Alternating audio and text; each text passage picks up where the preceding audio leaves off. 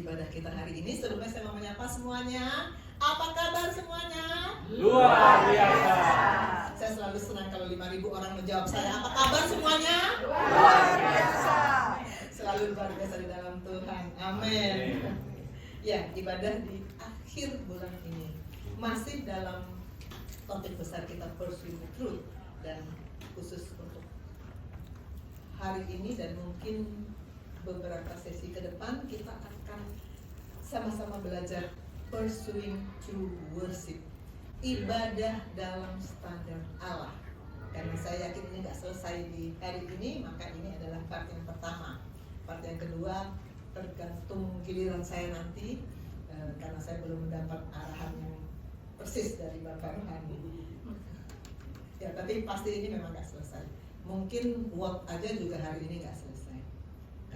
Karena topik ini menurut saya sangat penting, sangat dalam. Waktu Bapak Rohani memberi judul ini, saya langsung berpikir ini yang sebetulnya betul-betul kita butuhkan. Karena tiap hari Minggu kita bergereja, apakah sudah sesuai standar Allah? Ya. Kita hidup dari hari ke hari, Senin sampai Sabtu, apakah sudah sesuai dengan standar Allah? Ya. Kita mau sama-sama merenungkan topik ini, Pursuing the True Worship, dan kita akan perkatakan lagi nats pembimbing kita. Saya dan kita berdiri, kita hormati firman. Kita perkatakan 1 Timotius 6 ayat 11 bersama-sama. 1, 2, 3. Tetapi engkau, hai manusia Allah, jauhilah semuanya itu, kejarlah keadilan, ibadah, kesetiaan, kasih, kesabaran, dan kelembutan. Amin. Silakan duduk saudara-saudara. Ini kalau nggak salah nats pembimbing juga di 2 minggu yang lalu ketika Bapak Rohani sharing. Dan ini masih saya pakai karena ini sangat penting bagi kita saat ini. Dan seperti biasa kita akan lihat dulu konteksnya. Nats pembimbing ini ada dalam surat Timotius. Kita akan membaca 1 Timotius 6, 11 sampai 16 bersaut-sautan. Saya akan baca ayat yang ganjil, Bapak Ibu Saudara, ayat yang genap. Tetapi engkau, hai manusia Allah, jauhilah semuanya itu. Kejarlah keadilan, ibadah, kesetiaan, kasih, kesabaran, dan kelembutan.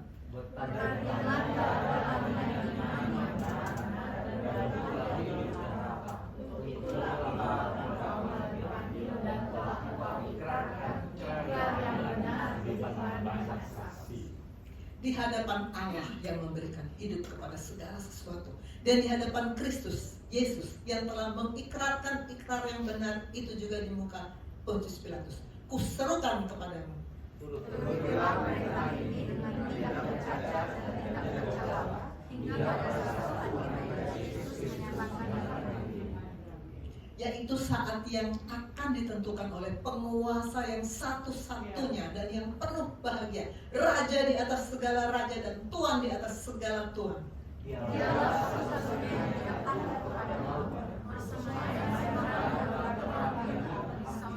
orang tidak pernah melihat dia, dan yang manusia tidak dapat melihat dia. Baginya Allah dan kuasa yang tetap. Amin. Amin. Baginya lah hormat dan kuasa yang kekal. Amin. Ini part yang kita baca bersama dan kita akan sama-sama lihat. Ini surat Timotius. Saya baca Timotius ini, tujuannya apa ya ditulis? Ini surat yang menulis siapa ya? Yang menulis tentu Paulus. Ditujukan pada Timotius. Timotius adalah anak rohaninya Paulus. Yang kalau tingkatan anak tentu usianya jauh, kemungkinan ya jauh di bawah Paulus, karena nanti di sini dikatakan Timotius masih muda gitu ya. Kita baca apa yang tertulis di sini. Paulus meninggalkan Timotius di Efesus untuk menghentikan pengajar-pengajar sesat yang menyebarkan doktrin palsu dan menyimpang dari kebenaran Injil. Jadi ketika itu rupanya di Efesus sedang ada pengajar-pengajar sesat, sedang ada masalah. Mana yang benar, mana yang sesat. Lalu Paulus suruh Timotius, kamu tinggal di sini, beresin itu pengajaran-pengajaran sesat. Apakah kita sekarang menghadapi hal yang sama? Ya, coba buka YouTube, dengar berbagai macam pengajaran-pengajaran simpang siur. Kita yang benar yang mana, yang sesat yang mana. Bapak Rohani berkali-kali kan menyampaikan banyak yang tidak sesuai dengan tolak ukur kita Alkitab. firman tertulis. Kalau nggak sesuai dengan firman tertulis, itu pasti nggak benar. Konteks Efesus. Jemaat di Efesus sedang menghadapi masalah internal, termasuk pengajar-pengajar Yahudi yang menekankan hukum Taurat secara salah dan dongeng-dongeng manusia serta isu moral. Jadi ada banyak pengajar-pengajar ya seperti yang kita alami sekarang. Banyak pengajar-pengajar yang sepertinya benar, tapi ternyata sebetulnya nggak sesuai dengan Alkitab. Paulus tekankan kepada Timotius. Timotius adalah pemimpin muda yang dipercaya Paulus, dan namun ia cenderung pemalu. Timotius itu masih muda dan pemalu loh. Siapa yang muda di sini? Yang masih muda? Kalau kata WHO, muda tuh di bawah 75 loh. Jadi sini muda semua ya? Muda. Di sini Timotius semua. Dan pemalu. Timotius itu pemalu kan? Saya. Siapa yang pemalu di sini? Saya tuh pemalu loh. Sebenarnya aslinya saya itu pemalu banget. Mana berani ngomong di depan umum? Pemalu. Asal dengan malu-maluin ya. Timotius itu pemalu dan masih muda. Jadi buat ngadepin majelis-majelis yang sudah tua-tua, senior-senior, yang kalau saya pelayanan ke pasien, sering saya langsung dipotong omongan saya. Dokter, saya majelis. Aduh asik. Paling pas kalau begitu saya tanya, Bapak, apakah sekarang tiap hari masih baca firman? Hampir selalu jawabnya, oh tidak. Itu kan dulu. Timotius harus berhadapan dengan orang yang seperti ini. Makanya kata Paulus, jangan, nanti kita akan lihat ya, jangan ada yang merendahkan kau karena kau muda. Kita pun walaupun usia kita masih muda, masih belum 75 ya, kita harus seperti Timotius. Amin. Oke, ayat 11. Ayat yang pertama kita baca ayat 11. Tapi engkau, hai manusia Allah. Hai manusia Allah. Kemarin ketika Bapak 2 hari yang lalu ketika Bapak Rohani juga men-sharingkan ini, pertama-tama dia katakan ini identitas kita, manusia Allah. Identitas kita sudah belajar tentang identitas kita beberapa tahun yang lalu ya, bahwa kita punya identitas anak dari Bapak kita, Bapak yang di surga, murid dari Bapak kita yang juga guru kita, dan hamba dari Bapak kita, Tuhan kita. Jadi jangan lupa kita anak, kita sudah diangkat menjadi anak, posisi kita anak, tapi kita juga murid.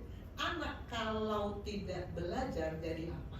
Nggak jadi apa-apa, hanya menjadi beban. Anak harus belajar, harus menjadi murid. Dan bukan cuma itu, kita harus sadari kita hamba, karena kita sudah dibeli dengan harga lunas. Lunas dibayar, kita bukan milik kita sendiri, kita hamba.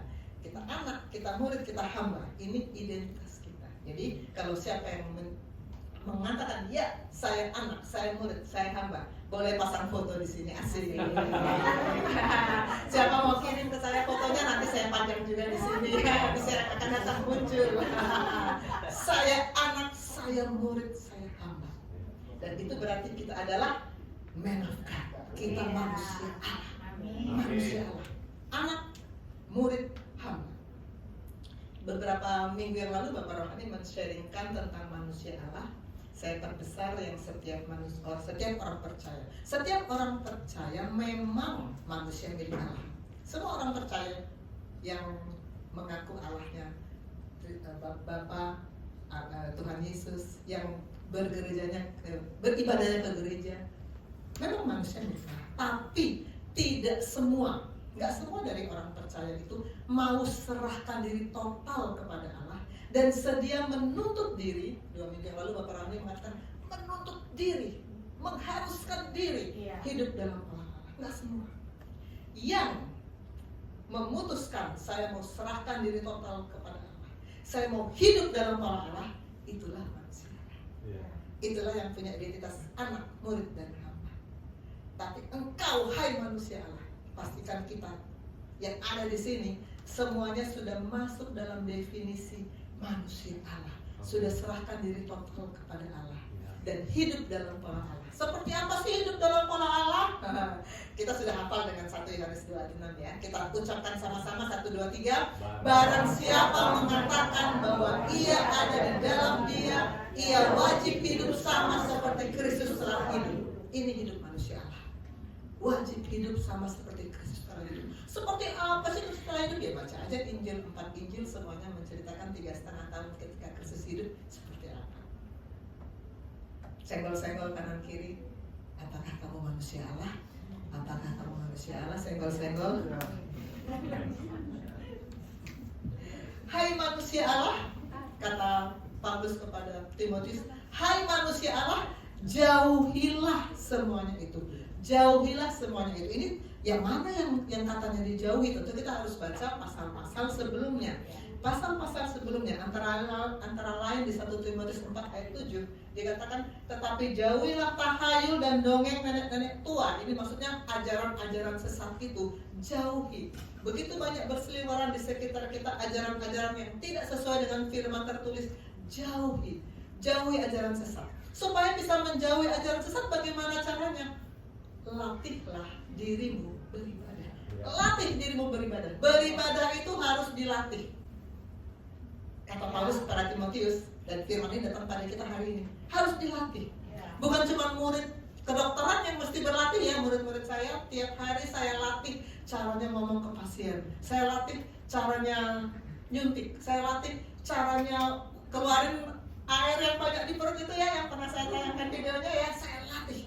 Melatih itu emang gampang. Kalian menjalani latihan emang enak? Enggak. Syaratnya banyak, peraturannya banyak, harus begini, harus begitu. Tadi saya baru pagi-pagi tanya sama ketua, yang sudah mengumpulkan tugas berapa banyak? Ternyata banyak yang belum. Banyak yang belum kan? Dilatih, dipaksa, diharuskan. Latihlah dirimu beribadah. Begitu juga beribadah, harus dilatih.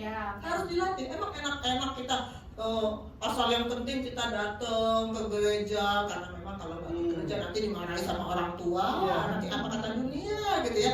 Latihlah dirimu beribadah. Kejarlah keadilan. Kita bersesi-sesi ke belakang dari sejak November kita sudah bicara pursuing the truth, dan kita sudah diajarkan dari mimbar ini keadilan sama dengan kebenaran, kebenaran sama dengan keadilan, dan kita sudah diajarkan bagaimana mengejar kebenaran, mengejar keadilan, bersesi-sesi dari sejak November. Dan sekarang kita lanjut, kejarlah ibadah. Kita mau pursuing true worship, kejarlah ibadah. Kita akan dalam beberapa sesi ini belajar mengejar ibadah.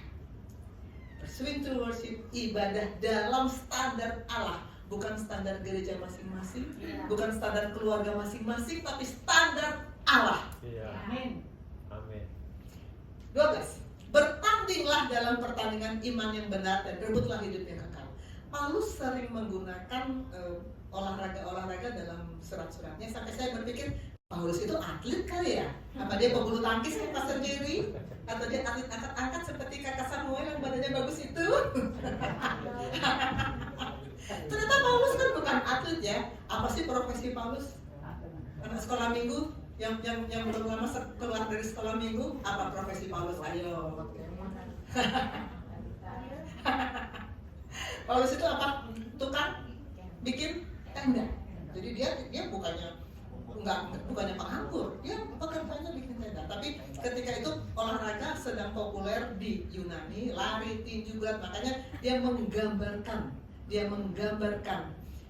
pertandingan iman seperti atlet yang berlatih olahraga.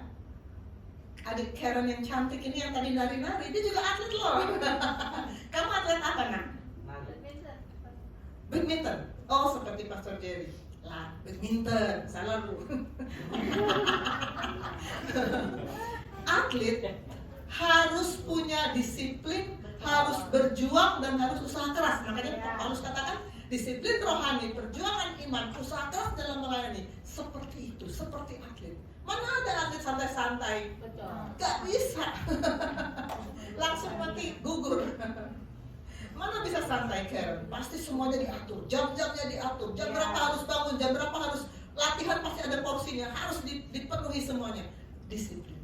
Begitu kita kalau mau masuk dalam pertandingan, karena kata Paulus, bertandinglah. Semua atlet yang masuk dalam pertandingan pasti tujuannya menang. Gak mungkin kata Karen, aku yang penting ikutan aja biar masuk tim B, gak usah menang, gak penting, gak mungkin. Pasti tujuannya pengen menang, pasti tujuannya menang. Paulus dalam Korintus bilang, Tidak tahukah kamu bahwa dalam gelanggang pertandingan, lihat ada gelanggang, di dalamnya ada orang yang bertanding. Di luarnya adalah orang yang memutuskan tidak mau masuk dalam gelanggang. Jadi nggak semua orang masuk dalam gelanggang. Yang di luar gelanggang hidup sendiri-sendiri, kegiatan sendiri-sendiri. Ada yang acara keluarga, ada yang sama teman lagi jalan-jalan, ada yang ngurus ini ngurus itu. Hidup sendiri. Tapi di dalam gelanggang semua orang ikut berlari. Ada pertandingan dalam gelanggang, semua ikut berlari dan hanya satu saja yang dapat hadiah. Seperti apa kita berlari dalam gelanggang kalau yang dapat hadiah cuma satu? Maka kata Paulus, karena itu berlarilah begitu rupa sehingga kamu memperolehnya. Harus sungguh-sungguh. Ibadah itu nggak bisa asal-asal. Berlarilah begitu rupa sampai kamu bisa mendapatkan hadiah itu. Ayat 25, tiap-tiap orang yang turut mengambil bagian dalam pertandingan menguasai dirinya. Atlet harus menguasai diri. Lari-lari, tiba-tiba di sebelah kiri ada yang mengereknya, berhenti dulu, melihat dulu ada apa, nggak bisa. Lagi bulu tangkis sekarang, tiba-tiba di dada-dada sama temannya, dia berhenti dulu, nyambut temannya, nggak bisa. Harus menguasai diri dalam segala hal. Ini untuk mahkota yang fana aja kayak begini seriusnya. Apalagi mahkota yang kekal, kata Paulus. Harus sungguh-sungguh. Saya sudah berkali-kali bilang Tuhan gak pernah main-main sama kita. Jadi hati-hati. Kita jangan main-main dengan Tuhan. Jangan iseng-iseng. Sebentar saya mau ke duniawian dulu. Aduh, jangan. Tadi dia bilang bertandinglah, lalu dia bilang rebutlah hidup yang kekal. Ternyata hidup yang kekal tuh gak datang sendiri santai-santai. Yang penting kan aku sudah terima Yesus. Udah, rebutlah, rebut. Ini ada foto orang yang berebut uang. Begitu, ini baru uang. Uang kan dipakai makan sekali habis. Segitu orang berebut. Apalagi hidup yang kekal. Rebut hidup yang kekal. Rebut hidup yang kekal, jangan santai-santai. Kita atlet rohani, rebut hidup yang kekal, kata Paulus. Ayat 13, di hadapan Allah yang memberikan hidup kepada segala sesuatu dan di hadapan Kristus yang mengikrarkan ikrar yang benar, kuserukan kepada saking sungguh-sungguhnya Paulus. Dia ngomong ini di hadapan Allah, di hadapan Kristus, berarti dia sungguh-sungguh serius dalam apa yang dia bilang. Apa yang dia mau bilang? Ayat 14, turutilah perintah ini. Turutilah perintah ini dengan tidak bercacat dan tidak bercela. Apa sih perintah itu? Perintah itu yang mana sih?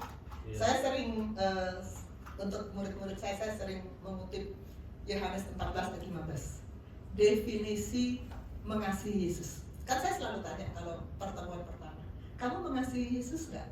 Jawabannya apa? Mengasihi. Pasti mana berani bilang kurang. Pasti bilang mengasihi. Lalu saya bilang, definisi mengasihi Yesus dalam Alkitab tahu nggak? Yohanes 14:15.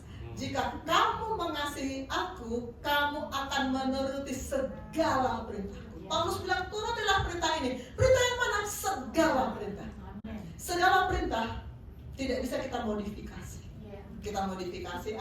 Firman berkata, Mazmur 1 ayat 2, merenungkan Taurat siang dan malam. Kita modifikasi. Aku merenungkan Taurat kalau sedang ada waktu. Kalau lagi sibuk, ya aku fokus dengan kerjaanku. Kan kita bukan cuma urusan Alkitab aja sepanjang hari. Kita nggak bisa modifikasi seperti itu. Kita nggak bisa modifikasi. Kasihlah musuhmu. Kita ganti.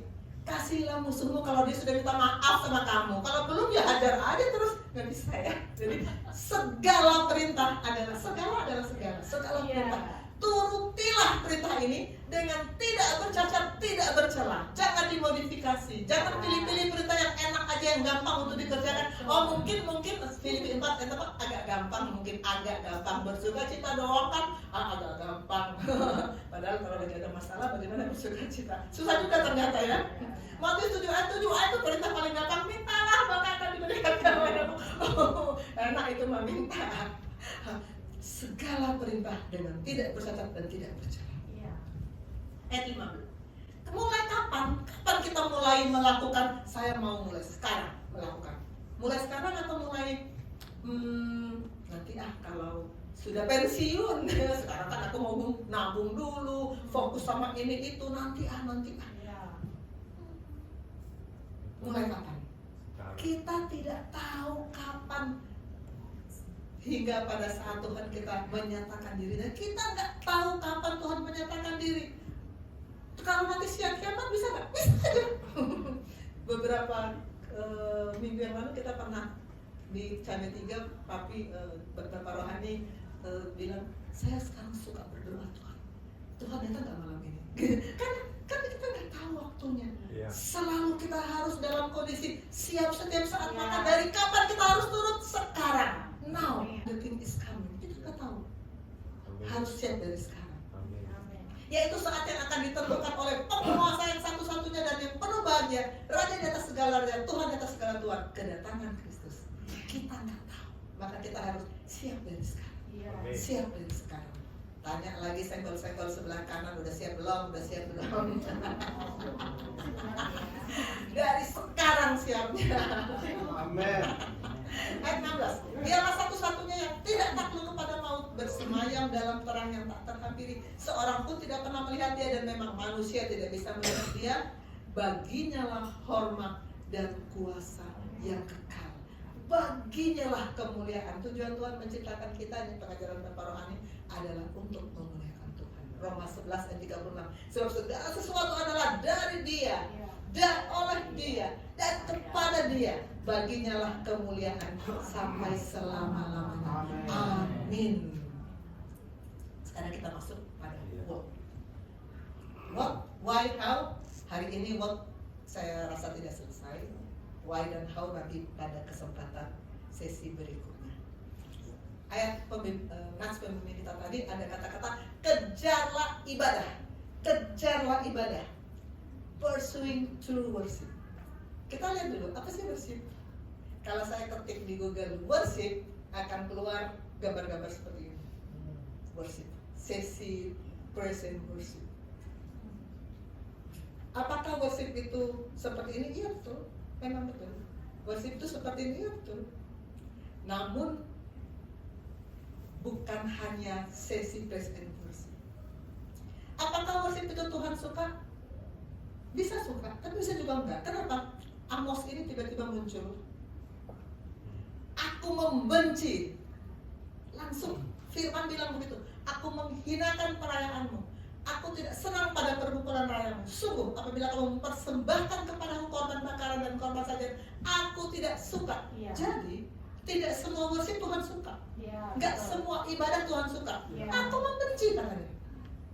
Korban keselamatanmu, aku tidak mau pandang. Ternyata ada saat di mana Allah muak sama orang Israel. Ibadahmu aku gak suka. Tentu ada alasannya. Ibadah bisa diterima, bisa ditolak. Generasi kedua, manusia generasi kedua di dunia ini. Siapa generasi kedua yang baru lulus sekolah minggu? Generasi kedua siapa, Dek? Kain dan Habel. Kain dan Habel memberikan persembahan. Satu ditolak, satu diterima. Yang diterima siapa? Yang diterima Habel. Yang ditolak siapa? Ditolak Kain. Kenapa? Ada yang diterima, ada yang ditolak. Satu, kita baca dari ayat ini, Kejadian 4, 1-5, baca sendiri-sendiri ya, kita nggak ada waktu. Kain memberikan sekedarnya, sebagian dari hasil tanahnya. Sedangkan Habel mempersembahkan yang terbaik, yaitu anak sulung kambing dombanya, yaitu lemak-lemak. Yang satu beri sekedarnya, yang satu beri yang terbaik. Dua, Kain memang hidup dalam kejahatan. Kalau kita baca 1 Yohanes 3 ayat 12, saya nggak menunjukkan ayatnya, tapi kita bisa baca sendiri nanti. Sedangkan Habel memang hidup dalam kebenaran. Ibrani 11 ayat 4. Hidupnya Tuhan bukan cuma lihat dalam 2 jam kita memuji Dia, Tuhan mau terima Anda. Tuhan lihat hidup kita dari Senin sampai Sabtu seperti apa. Seperti apa. Kain memang hidup dalam kejahatan, maka persembahannya ditolak. Dan yang ketiga, dalam persembahan Kain tidak ada kurban, tidak ada darah yang tercurah. Dan sedangkan ada kurban dalam persembahan Habel. Ini membedakan hasilnya diterima atau tidak. Ibadah bisa diterima, bisa tidak. Ada ibadah yang hanya formalitas. Dalam Yesaya 29 ayat 13, Tuhan berfirman, oleh karena bangsa ini datang mendekat dengan mulutnya, memuliakan aku dengan bibirnya. Tadi kita dengan mulut, kita tadi menyanyikan, yang terutama di dalam hidup ini. Itu kan mulut kita yang ngomong. Tapi Tuhan bilang kepada bangsa Israel, bukan kepada jemaat Yesus, bukan, kepada bangsa Israel, bangsa ini memuliakan aku dengan bibirnya, padahal hatinya menjauh daripadaku. Tuhan kan tahu bagaimana hati kita. Ketika kita memuji Tuhan yang terutama, sebetulnya otak kita sedang memikirkan nanti habis ibadah ini aku mau ketemu sama temanku, ya kan? Tidak selalu pasti kita sedang fokus dan menyampaikan apa yang kita omongin. Bisa saja kita omongin itu karena syair lagunya begitu, tapi pikiran kita kemana-mana. Allah tahu, WL nggak tahu, Bapak Rohat nggak tahu, Allah tahu. Orang Israel dikomplain sama Tuhan melalui Nabi Yesaya. Hatinya menjauh daripadaku, ibadahnya hanya perintah manusia yang dihafalkan. Kita hafal pengakuan iman rasuli, itu cuma perintah manusia yang dihafalkan. Kita hafal doa Bapa kami, itu cuma dihafalkan. Tapi kalau hati kita menjauh dari Tuhan, Tuhan tak mau. Maka sebab itu, ayat 14, sesungguhnya aku akan melakukan hal-hal yang ajaib kepada bangsa ini. Keajaiban yang menakjubkan. Hikmat orang-orang berhikmat akan hilang. Kearifan orang-orang arif akan bersembunyi. Tadinya saya pintar, kok sekarang nilainya jadi jelek. Hikmat orang berhikmat akan hilang. Tadinya kerjaan saya dipuji sama atasan, sekarang kenapa kok nggak ada maju-maju? Hikmat orang-orang berhikmat akan hilang. Kenapa? Karena Tuhan sedang marah. Tuhan mau mengajar orang Israel untuk bertobat. Asal bilang sama Koas, kalau kamu sungguh-sungguh mengejar kebenaran, kamu sungguh-sungguh ada Tuhan dalam kamu, nggak mungkin murid sebagai murid kamu bodoh, nggak mungkin karena Tuhan Allah di dalam kamu, dia sumber ilmu, sumber pengetahuan, nggak mungkin bodoh, nggak mungkin ditanya jawabnya ngawur nggak karuan, nggak mungkin. Tapi pastikan kamu bukan cuma beribadah mengikuti hafalan yang diajarkan manusia, pastikan mengejar ibadah yang benar. Akan taruh perhatian pada sesi ini, ya anak-anakku ya. Amin. Apa yang diucapkan oleh Yesaya diulang oleh Tuhan Yesus di Matius 15 ayat 8. Bangsa ini memuliakan aku dengan bibirnya, padahal hatinya jauh daripadaku. Kita tadi menyanyi memuliakan Tuhan dengan bibir kita kan? Jadi apakah kita memuliakan Tuhan dengan bibir? Ya, memang iya. Tadi lagu kita apa? Yang terutama.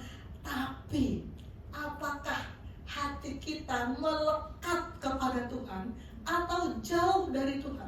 Kehidupan kita Senin sampai Sabtu akan membuktikannya. Malaikat tuh lihat, yang kamu nyanyikan hari Minggu apa, lalu dari Senin sampai Sabtu hidupmu bagaimana, dinilai sama malaikat, dilapor sama Allah Bapa. Pastikan kita bukan hanya bibir kita, tapi kelakuan kita Senin sampai Sabtu juga sesuai dengan apa yang kita ucapkan di gereja. Amin.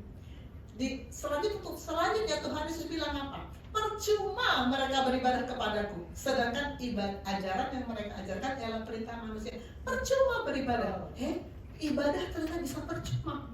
Percuma kita datang ke sini 2 jam loncat-loncat, angkat tangan, nyanyi-nyanyi, bisa percuma. Tuhan bilang percuma. Ibadah bisa percuma. Pastikan ibadah kita tidak percuma. Apa sih motivasi datang ke gereja? Gampang. Saya suka mengedarkan mata melihat aktivitas selama ibadah. Saya lihat ada yang ibadah karena memang sudah tradisi. Kalau saya nggak ke gereja nanti mama marah. Sudah kebiasaan keluarga kami selalu beribadah setiap hari Minggu. Karena mau bertemu teman, tadi udah janji. Jadi saya mau ketemu kamu di mana? Di gereja aja kan kita ketemu. Jadi karena ada janji ketemu teman, datang beribadah. Karena mau cari pacar. Bapak Rohani kan sering nanya kalau ada pemuda, udah punya pacar belum? Kalau belum, ingat baik-baik. Ingat baik-baik. Kemarin dalam family kan ada beberapa yang belum punya pacar, ingat baik-baik. Bisa untuk cari pacar. Kalau mungkin profesinya memang harus ketemu orang, menawarkan sesuatu produk seperti misalnya agen asuransi. Oh, mana tahu nanti di gereja aku bisa dapat nasabah. Aku datang ke gereja nanti ketemu si om ini, semoga dapat nasabah. Itu motivasi ke gereja. Bisa ada yang seperti itu. Menemani orang tua. Nanti kalau aku nggak menemani orang tua, nanti kalau aku mesti mengambil hati orang tua dong, kan masih membutuhkan gitu ya, menemani orang tua. Disuruh atasan, kalau koas disuruh sama dokter Susan. Karena disuruh. Coba berani nggak mau, nanti akan susah ujiannya. Apa motivasi kita datang ke gereja? Saya undang Felix, silakan. Tapi motivasinya ke gereja apa nih? Supaya Felix masuk TV, silakan. Felix mau kemarin dalam Komsel, ini sebetulnya berasal dari Komsel. Kemarin dalam Komsel, sharingnya Felix, saya puji Tuhan dengan apa yang dia bilang. Salah satu statementnya adalah, dulu saya ke gereja karena takut Tuhan marah. Salah satu statementnya begitu. Dia bilang, tapi sekarang pemahamannya berubah. Saya bilang, saya puji Tuhan. Silakan Felix menceritakan.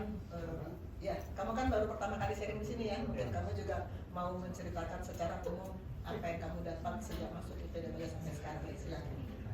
Halo semuanya. Halo. Saya Felix, IPD Koja angkatan 65. Jadi saya mau sharing sedikit ya tentang materi yang dibawakan sama Dr. Susan, Pursuing True Worship. Ya. Jadi sebelum saya masuk IPD Koja, ya saya memang ya tiap minggu ke gereja. Bukan saya nggak ke gereja, saya tiap minggu ke gereja. Tapi beda dengan sekarang. Jadi kalau dulu tuh saya ke gereja emang gak ada tujuan gitu, kayak ke gereja emang wajib gitu, biar apa? Biar pertama biar Tuhan gak marah, kan? Kalau ke gereja nanti Tuhan marah lagi, gak dikasih berkat gitu ya. Nah kedua, kalau ada ujian gitu pada saat itu, jadi biar minta Tuhan biar nilainya bagus, jadi ada maunya baru ke gereja gitu. Ya begitu dulu. Dan juga yang terakhir ya disuruh orang tua ikut ke gereja, kan orang tua juga emang setiap minggu ke gereja. Nah sekarang setelah masuk IPD Koja ya, apalagi setelah Zoom dengan Dr. Susan, habis itu saya udah mulai mau membuka hati supaya Yesus bisa masuk ke dalam diri saya. Jadi saya merasa kayak lahir baru. Amin. Jadi tujuan saya sekarang ke gereja itu sekarang ada tujuan gitu. Tujuannya apa ya? Mengejar kebenaran. Amin. Kenapa? Karena ada tertulis nih pada Yakobus 5 ayat 16 ini. Doa orang yang benar bila dengan yakin didoakan sangat besar kuasanya. Jadi sekarang tujuan saya jelas, ada tujuan ke gereja itu mengejar kebenaran. Nah, dulu juga saya juga dulu kalau ke gereja ya ngapain ya dengerin gitu deh. Sekarang saya ke gereja dengar firman, saya juga sekarang mulai membaca firman tiap hari. Amin. Ya, walaupun baru belakangan ini ya 2 minggu terakhir ini, bukan dari awal kan kita udah minggu ke-7 atau ke-8 ini. Ya. Seperti umumnya kelas-kelas yang lain juga begitu. Ya, karena ya benar gitu kan, kalau tubuh manusia bertumbuh dengan makanan, roh kita bertumbuh dengan firman.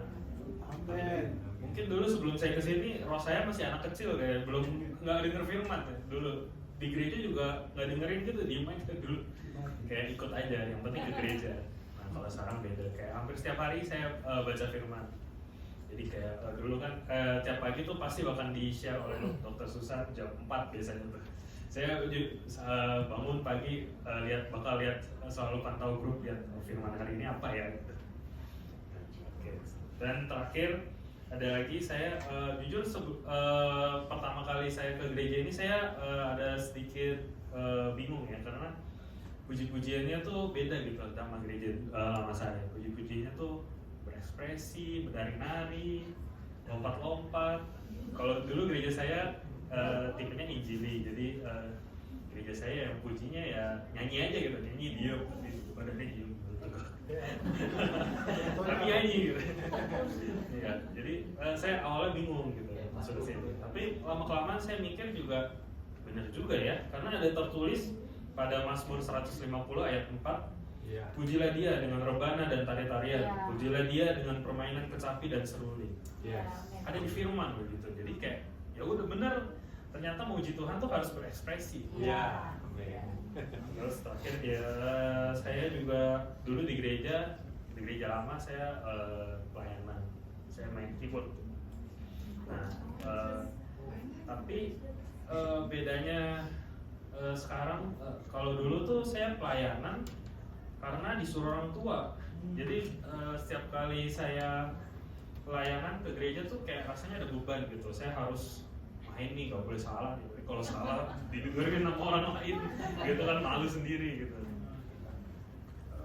Gimana ya, jadi kayak apalagi dulu kan saya masih SMP SMA ya, jadi mikirnya aduh udah sekolah dari pagi sampai sore, terus malamnya ke gereja lagi, latihan lagi, terus besok bangun pagi lagi.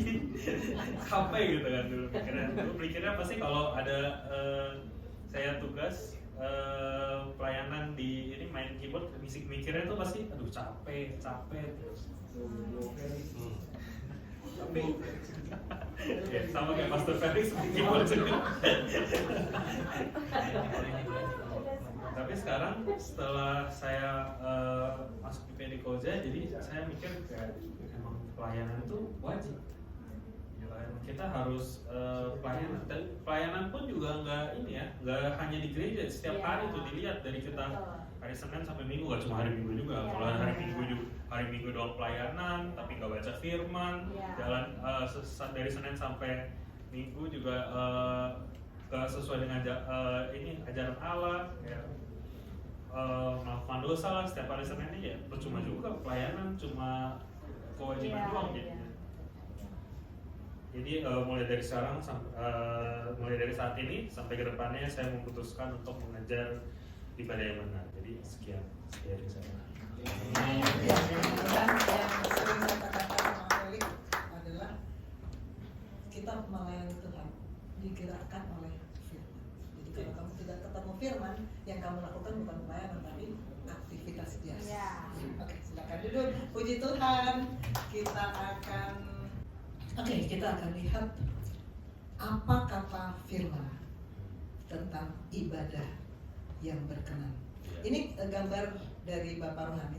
Saya sendiri nggak tahu persis ini sudah dimasuk. Ini ada di grup apa enggak ya?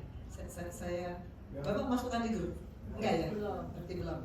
Karena saya dapat ini langsung dari Bapak Rohani. Ini ada pohon. Yohanes 15 berkata, akulah pokok anggur yang benar dan kamulah sarang-sarangnya. Pohon adalah the truth. Kalau kita lihat pokoknya ini, the truth adalah pokok, itu adalah pribadi Allah dan firman Allah. Jadi awal dari segalanya adalah pribadi Allah dan firman Allah sebagai pokok, the truth. Dari pokok keluarlah carang, keluarlah ranting. Carang ini adalah righteousness. Kita belajar tentang the truth, aletheia, dan righteousness di Kaizen, di Family Camp. Ini adalah potongan slide-nya Pastor Rio. Ada dua kata dalam bahasa Yunani dalam Alkitab secara konsisten diterjemahkan sebagai kebenaran, yaitu pertama aletheia, kedua dikaisun. Aletheia itu the truth, kebenaran yang sudah disingkapkan dan yang kita lihat dalam pribadi Yesus dan firman-Nya. Sedangkan dikaisun adalah ranting. Itu adalah bagaimana kita menghidupi kebenaran itu. Jadi waktu komsel saya minta pendapat dari Pastor Felix sebagai pembimbing komsel kami. Pastor, saya menerjemahkan the truth sebagai Yohanes 14 ayat 6. Akulah jalan dan kebenaran dan hidup. Akulah kebenaran. Yesus sendiri. Itu the truth Yohanes 14 ayat 16, dan righteousness adalah 1 Yohanes 2 ayat 6. Kalau kita mengatakan kita di dalam Dia, kita wajib hidup sama seperti kita Kristus hidup. Itulah righteousness, hidup seperti Kristus hidup. Sehingga the truth ini adalah Yohanes 14 ayat 6 dan caranya adalah 1 Yohanes 10 ayat 6. Ibadah adalah hasil, kalau dilihat di sini ibadah itu ini. Carang lagi dari righteousness. Jadi ya saya kira bisa kita lihat ya, righteousness bercabang lagi menjadi ibadah-ibadah. Jadi ibadah nggak akan datang dari langit lalu nempel, enggak. Dia keluar dari righteousness. Dan righteousness tidak nempel dari mana, tapi keluarnya dari the truth. Harus bertemu dulu dengan the truth, lalu hidup kita righteousness, baru kita menghasilkan ibadah. Ini adalah ibadah yang berkenan, true worship. Dan ini yang membuat kita manusia Allah, yang serahkan diri total kepada Allah dan yang hidup dalam pola Allah. Saya akan membahas ibadah baik dari perjanjian lama maupun dari perjanjian baru. Ini yang gak akan selesai hari ini. Untuk perjanjian lama ada dua istilah ibadah, avodah dan syakah. Ini istilah ini saya juga baru tahu, saya sudah diajarkan Bapak Rohani. Ini bukan istilah medis ya. Kalau murid-murid saya mungkin kamu kalau Helicobacter pylori kenal, beta lactamase kenal. Tapi kalau avodah kamu juga pasti baru dengar. Sama, saya juga baru mengerti ketika diajarkan oleh Bapak Rohani. Avodah syakah. Ini adalah ibadah dalam perjanjian lama. Sedangkan di perjanjian baru ada lateria, ada eusebia, dan ada treskia. Aduh, ini semua benar-benar istilah-istilah baru buat kita. Tapi kita harus belajar. Sama dengan murid-murid saya harus belajar kebenaran, kita juga harus belajar kebenaran firman. Perjanjian lama, perjanjian baru sama-sama bicara soal ibadah. Kita akan dari perjanjian lama dulu. Ada dua istilah yang kita mau kenal, yaitu avodah dan syakah. Avodah dan syakah. Lama-lama kita sering sebut, lama-lama kita lancar ngomongnya. Avodah adalah ibadah melayani atau bekerja.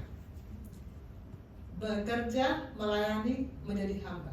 Jadi kata ibadah mengandung pengertian dari avodah ini, pengertiannya melayani Tuhan sebagai hamba, bukan cuma ritual agama di gedung gereja, tapi seluruh hidup kita bekerja untuk Tuhan.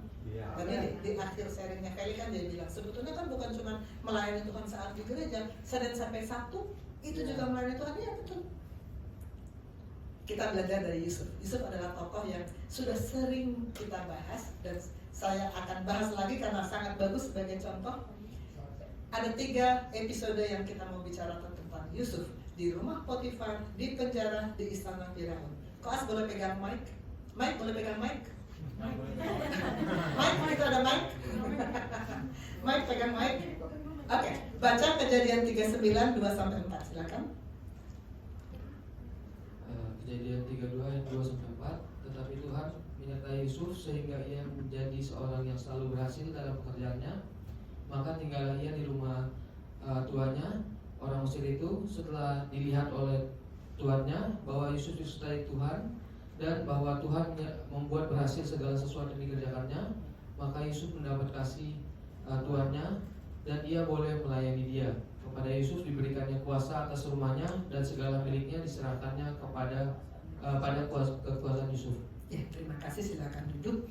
Tetapi Tuhan menyertai Yusuf. Kenapa?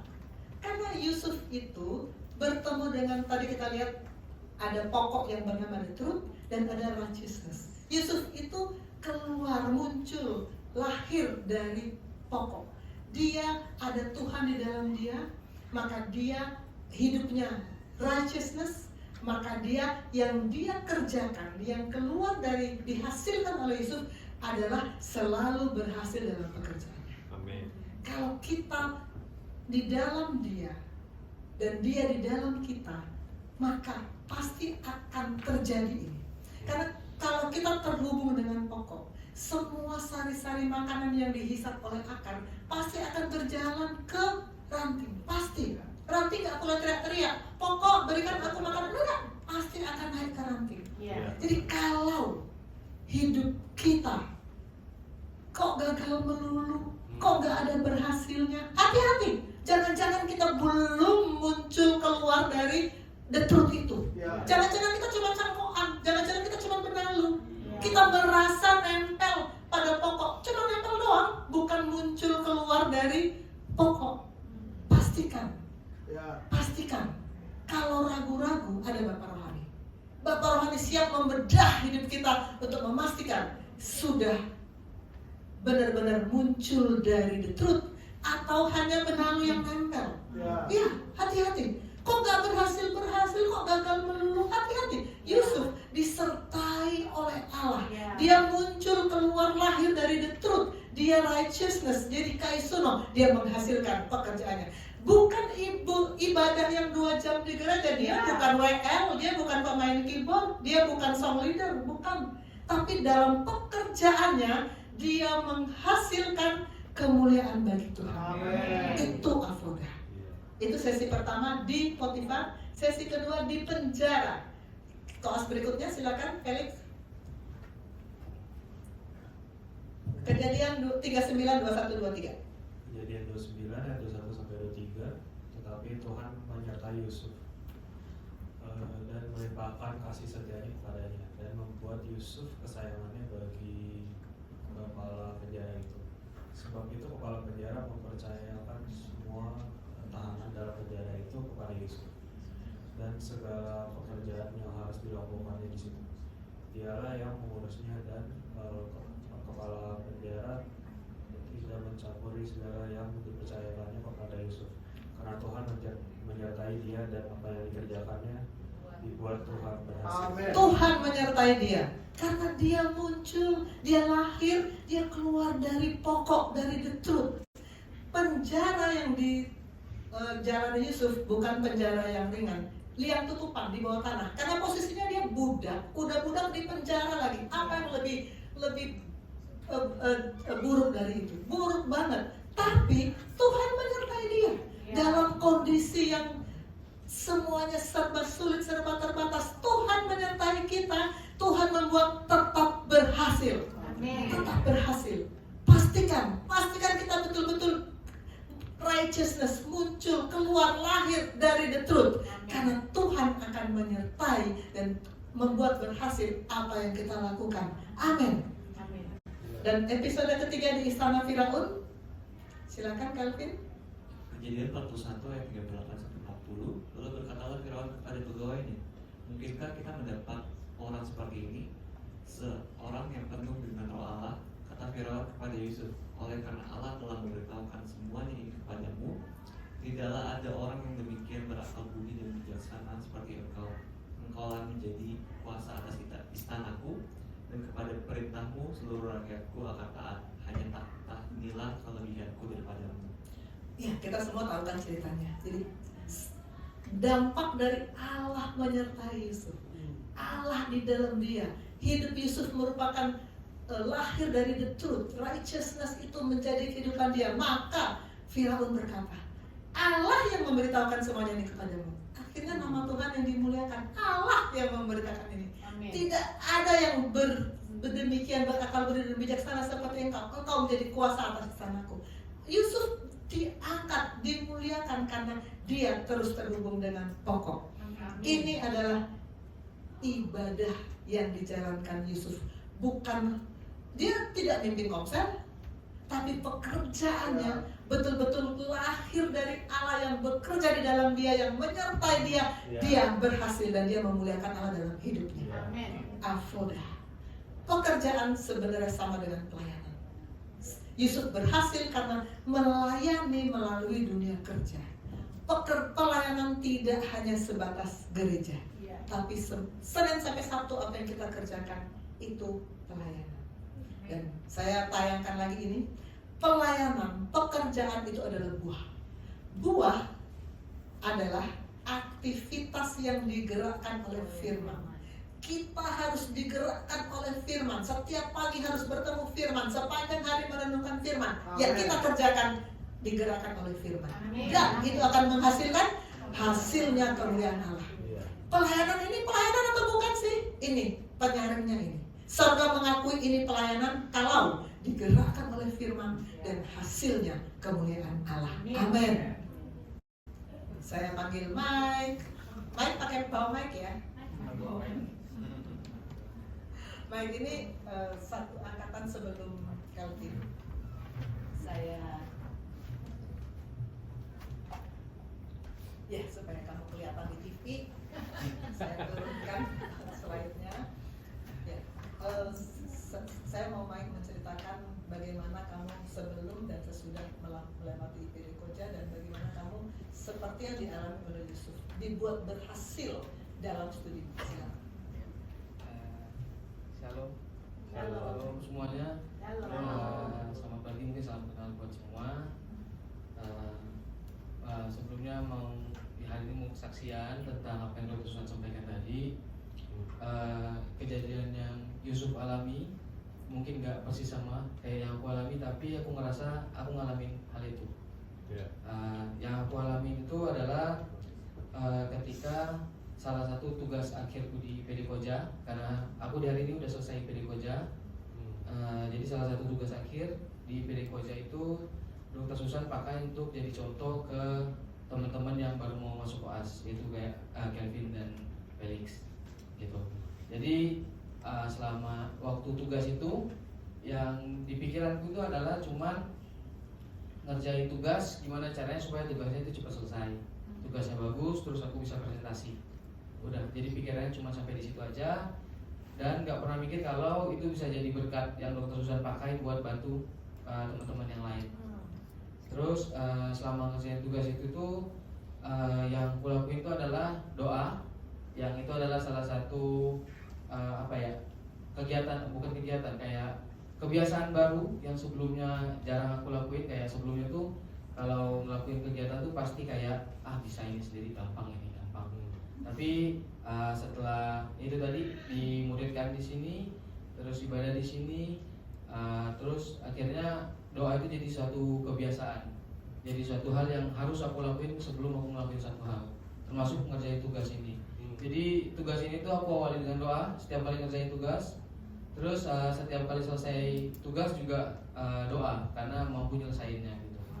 Jadi itu selalu kulakuin repeat sampai tugasnya selesai gitu. Kalau doa di awal gunanya buat biar bisa ngerjain, doa di akhir itu gunanya biar revisinya nggak banyak-banyak.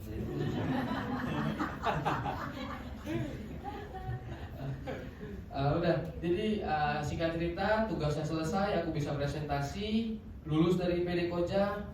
Ngasih dokter nilainya lumayan bagus. Udah selesai itu, jadi nggak terlibat lagi secara langsung di PD Koja. Kemudian pindah ke stase berikutnya gitu. Terus ya sudah nggak pikirin apa-apa. Tiba-tiba Dr. Susan bilang, Mike, saya mau pakai tugas kamu yang ini untuk jadi contoh materi, kasih ke teman-temanmu yang lain. Ketika Dr. Susan bilang itu ya saya nggak kepikiran apa-apa, jadi kayak oh ya udah dokter pakai aja gitu loh, nggak mungkin nolak juga. Oke dokter, ya sudah gitu. Jadi dan ya udah kayak nggak kepikiran. Terus ada juga Dr. Susan tanya, Mike ini namamu mau saya cantumin atau enggak? Itu saya bilangnya nggak usah dokter. Cuman akhirnya Dr. Susan bilang saya taruh aja ya namamu supaya ketika teman-teman mau tanya bisa langsung direct ke kamu aja tanyanya gitu. Atau kamu juga ngerti, karena memang dalam proses pengerjaan tugas itu karena ngerjainnya step by step, itu jadi setiap hari itu laporan ke Dr. Susan gitu. Tiap pagi sebelum kita visit, sebelum kita mulai poli, itu pasti lapor dulu ke Dr. Susan, dokter ini gimana, udah oke belum, ada tambahan atau enggak. Itu repeat sampai tugasnya selesai gitu. Jadi memang mungkin waktu itu Dr. Susan sebut nama saya itu supaya saya bisa jelasin ke yang lain, karena memang saya mengerti dari awal tugas itu sampai selesai. Udah selesai sampai di situ, akhirnya Dr. Susan sudah sampaikan ke teman-teman yang lain, dan akhirnya setelah ada kesempatan buat ketemu Dr. Susan lagi dan ngobrol lagi, itu saya baru tahu alasan kenapa Dr. Susan ambil tugas saya untuk jadikan contoh. Padahal kan maksudnya di logikanya saya adalah kayak kan Dr. Susan lebih ilmunya banyak sekali gitu, kayak untuk apa sih ngambil tugas kayak koas yang ilmunya sangat terbatas ini untuk bisa kasih contoh ke yang teman-teman yang lain gitu. Tapi akhirnya Dr. Susan bilang kalau dari tugas yang saya kerjakan itu beliau tuh bisa lihat kalau di situ ada kesungguhan untuk mengerjakan tugasnya gitu. Terus saya tanya, kayaknya saya biasa aja di dokter ngerjain gitu, kayak nggak yang gimana. Terus dokter bilang enggak, di tugas itu kamu nunjukin kesungguhannya, saya bisa lihat pertumbuhan imanmu di situ. Terus dengan saya datang pagi-pagi nungguin beliau di ruangannya untuk bisa bahas itu, dokter bilang ya itu salah satu buktinya saya ngelihat kesungguhannya di situ gitu. Akhirnya ya singkat cerita ya betul memang dokter Susan bilang kalau dengan menyebutkan nama saya di situ teman-teman banyak jadi ngehubungin gitu. Dan saya anehnya saya tuh nggak ngerasa terbebani dengan orang-orang yang menghubungi gitu, walaupun di tengah kesibukannya saya nggak ngerasa terbebani karena saya ngerjain tugas dari nol. Ketika mereka tanya saya bisa jawab gitu loh.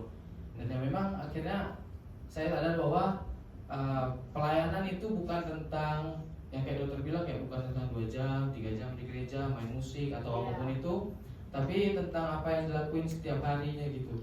Setiap hari yang kalau yang saya lakuin di Koas kan adalah pelayanan ke pasien gitu, terus belajar, terus ya itu kalau dokter tanya jawabnya nggak yang sembarangan gitu, jawabnya itu ada arahnya gitu. Mungkin bisa salah, bisa, tapi ada arahnya gitu, nggak yang sembarangan gitu. Jadi mungkin itu kayak yang bisa jadi pelayanan itu bukan tentang musik atau lain-lain, tapi apa yang kita lakuin sehari-hari itu juga bisa jadi pelayanan, bisa jadi berkat buat banyak orang. Dan bagi saya yang tugas itu adalah bukti kalau Tuhan itu bisa pakai kita lewat apapun, dimanapun dan kapanpun. Itu bisa jadi berkat buat banyak orang.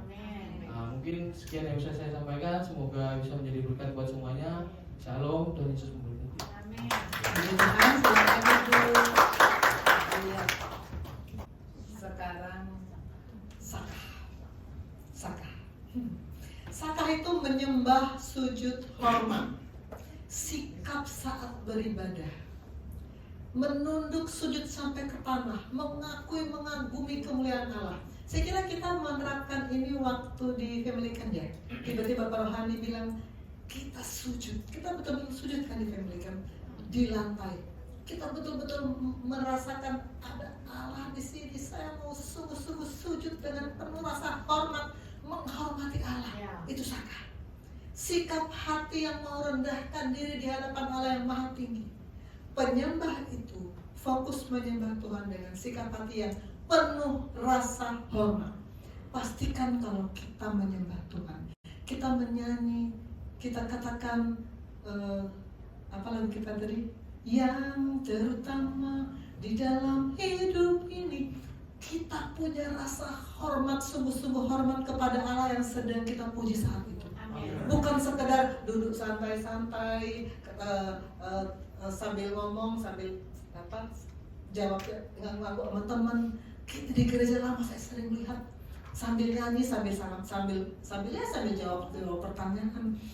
Kita menyembah Allah dengan sikap hati yang penuh rasa hormat. Itu Sakah.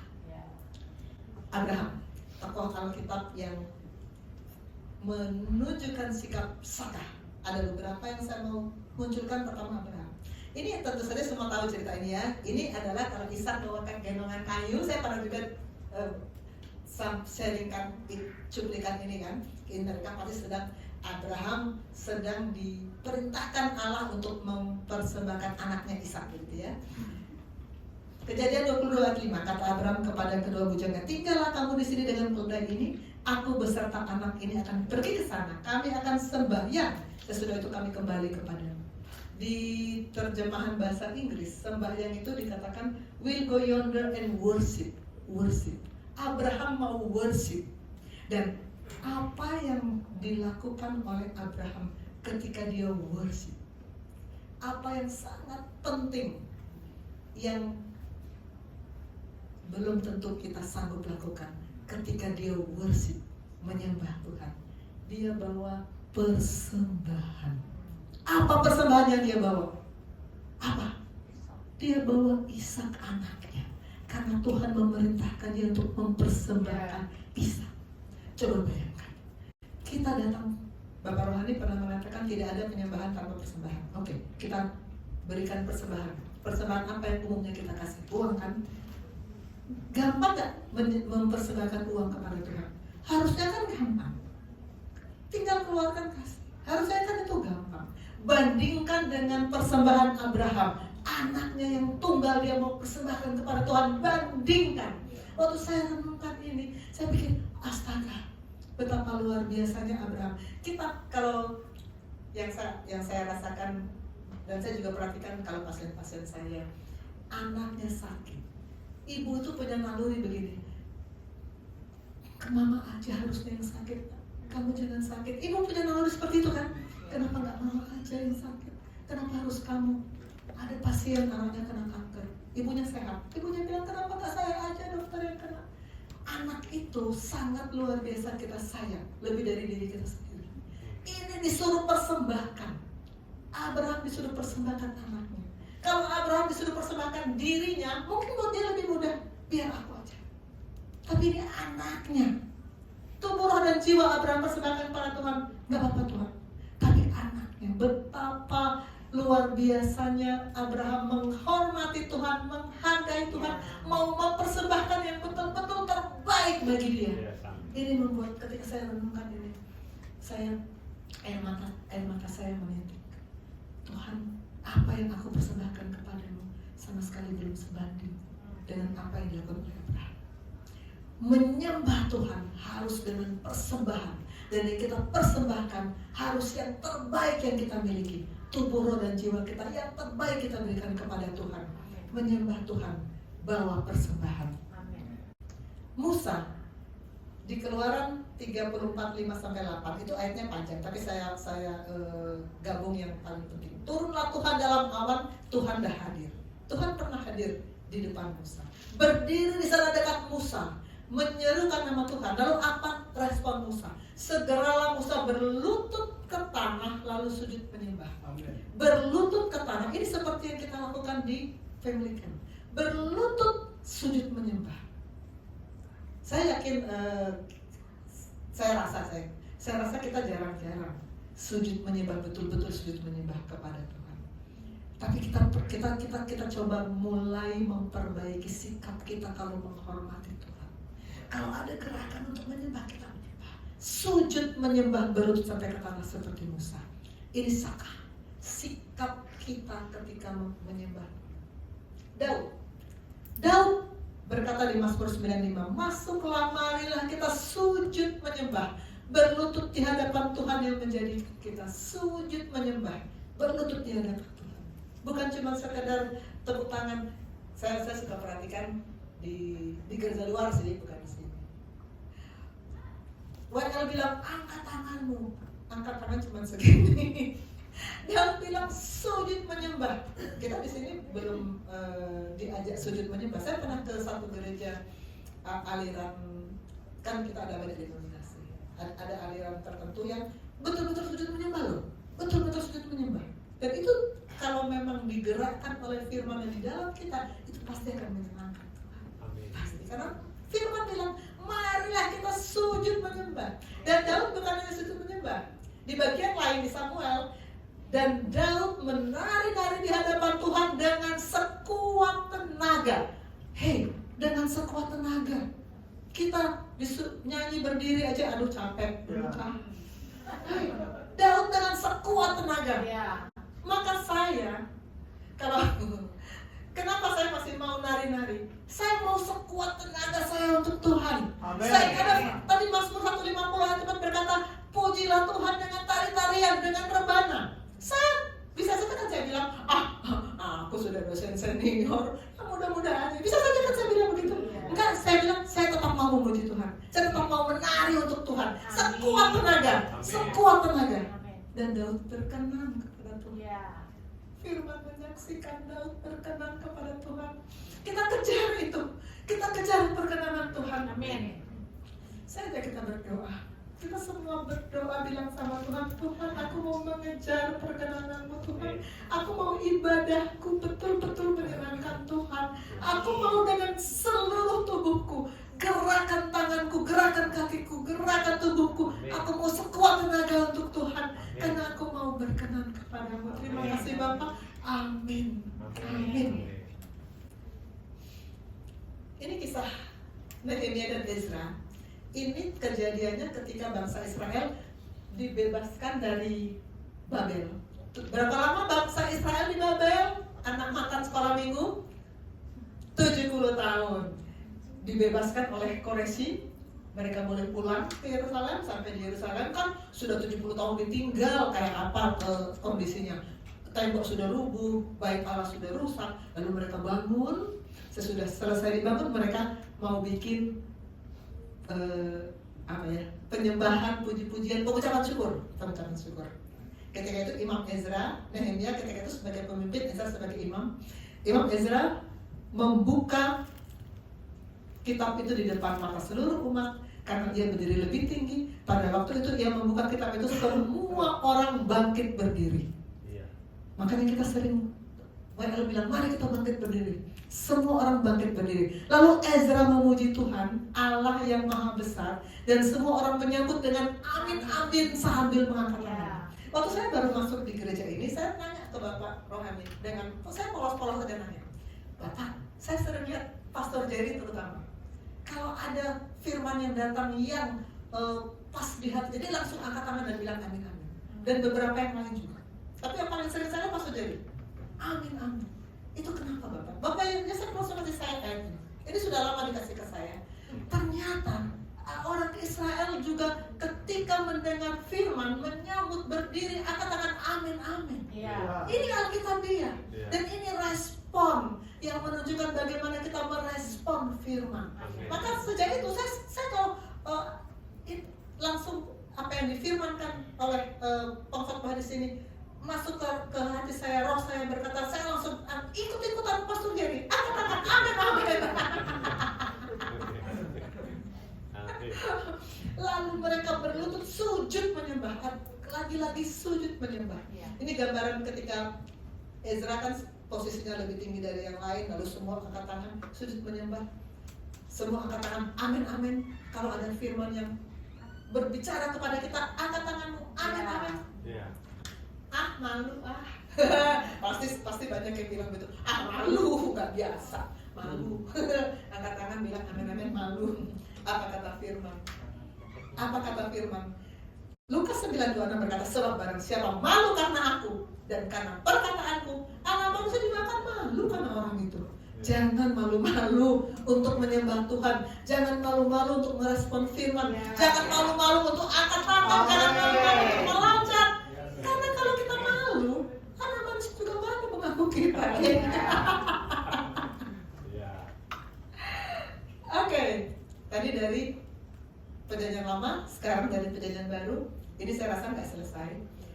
Ada 3 istilah, lateria, eusebia, dan preskia. Kita hanya di bagian awal dari lateria. Lateria artinya melayani secara total tubuh, jiwa, dan roh, dipersembahkan untuk bekerja bagi kemuliaan Tuhan. Saya pernah sharingkan Roma 12 ayat 1 ini. Karena itu saudara-saudara, demi kemurahan Allah, aku menasihatkan kamu supaya kamu mempersembahkan tubuhmu sebagai persembahan yang hidup, yang kudus, dan yang berkenan kepada Allah. Itu adalah ibadahmu yang sejati.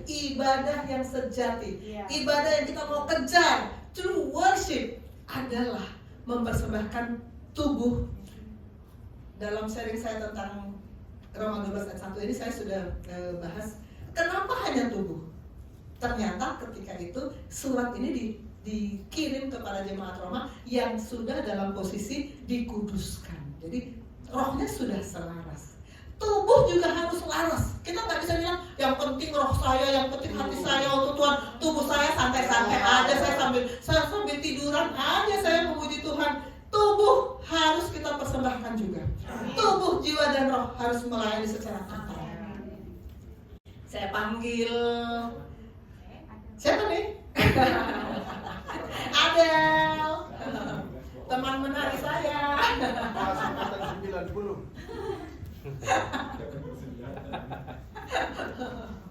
Angkatan bersenjata. Grup tarian harus muncul lagi. Oke, Adel, bagaimana pengalaman Adel sebelum dan sesudah di gereja ini? Adel kan duluan saya ya masuk gereja ini. Jadi Adel pasti punya pengalaman sebelum dan sesudah. Dan kemudian saya lihat Adel kan teman penari kita ya. Bagaimana Adel, kenapa Adel begitu tergerak untuk menari bagi Tuhan? Silakan.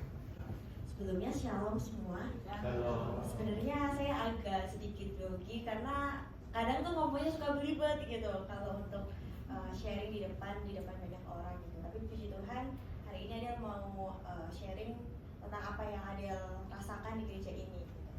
Latar belakang Adel kan sebenarnya adalah bekerja juga, melayani juga gitu. Kalau yang Adel tangkap adalah ketika kita di pekerjaan kita kan akan selalu melakukan apa yang terbaik gitu. Yang bertujuan untuk menyenangkan atasan gitu. Kayak semuanya tuh dilakukan untuk achievement, kayak untuk kayak ya orang lihat bahwa Adel, oh ini udah bagus nih kerjanya baik gitu, hasilnya juga baik gitu. Begitu juga di pelayanan, di yang gereja yang dulu Adel juga sebenarnya melayani, khususnya melayani juga di tarian, tim tarian gitu. Tapi dulu Adel merasa bahwa kayak yang Adel lakukan hanyalah untuk udah karena Adel punya bakat, punya kesempatan juga, kayak punya kemampuan untuk menarik, jadi Adel lakukan itu. Tapi setelah dimuridkan di sini, mendengar banyak firman, juga ikut pemuridan gitu, Adel mengerti bahwa kalau semisalkan kita bekerja, kita bukan hanya bekerja sebagai rutinitas gitu, tapi kita bekerja adalah untuk kemuliaan nama Tuhan. Karena apa yang Tuhan telah berikan ke Adel, ya Adel harus kembalikan itu untuk kemuliaan nama Tuhan. Begitu pula di pelayanan, hal yang sama juga harus terjadi di pelayanan karena kayak Adel nggak bisa misahin gitu antara dunia pelayanan dan dunia kerja, karena dunia kerja dan dunia pelayanan adalah suatu kesatuan yang nggak bisa dipisahin gitu. Walaupun kadang-kadang sering kali sebelum kenal dan dimuridkan gereja ini kayak selalu dipisah-pisahkan, tetapi setelah Adel mengerti bahwa dunia pelayanan dan dunia pekerjaan adalah sesuatu yang nggak bisa dipisahkan, Adel menyadari bahwa itu terjadi karena kita punya hubungan dengan Tuhan. Kita harus diperlengkapi juga oleh firman dan punya hubungan pribadi dengan Tuhan, karena semua yang kita lakukan adalah untuk kemuliaan nama Tuhan.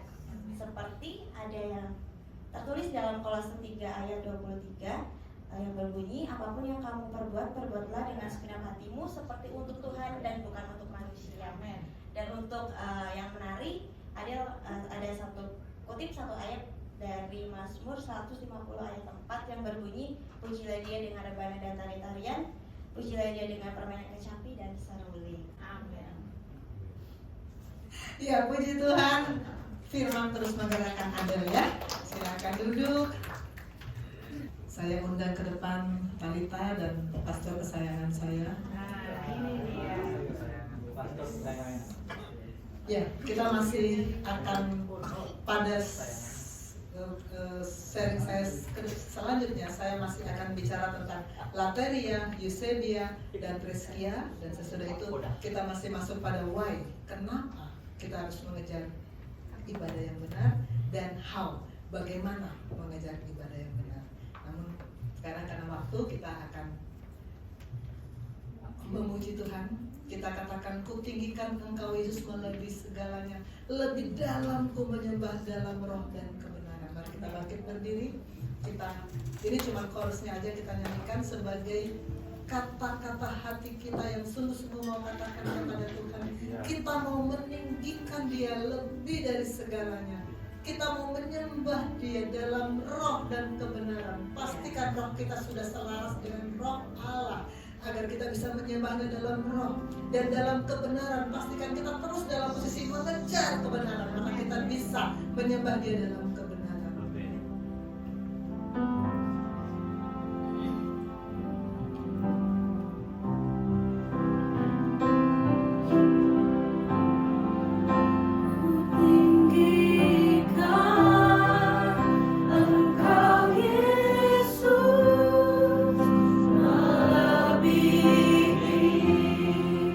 Segala